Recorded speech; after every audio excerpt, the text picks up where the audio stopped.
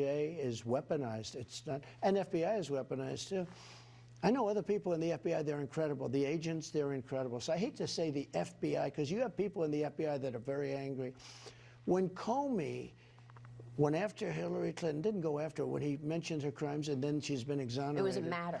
They were going to have a strike in the FBI, in my opinion. That's what I heard and that's what I read, and I really believe that. And that's why he had to come out and say, keep it going a little while before he tried to exonerate her. But if you remember that stupid press conference that he had where he talked about all of her so-called crimes, and he said, but she's not guilty of this, she's not guilty of that, she's not guilty. All he had to do is say she's not guilty, and people wouldn't have known what happened. But he, you know, he liked to grandstand, so he wanted to be on television for an hour.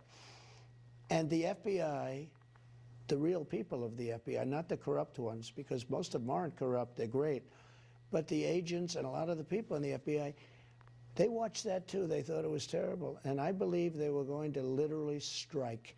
And then what happened is Comey said, if you remember, he'd exonerate her. Then he had to go back and says, well, no, I'm going to redo it. And it was a whole mess.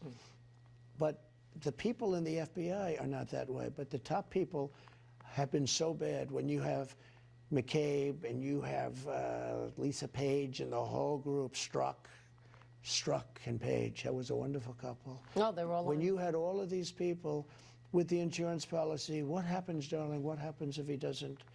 What happens if he wins? Oh, it won't happen. I remember. But if he does, remember this, but if he does, we have an insurance policy. Well, the insurance policy is we're going to get him out. How bad, when you see that, now, if I didn't fire Comey, and remember, some people said, oh, you should have fired him. I fired him very early, very, very early.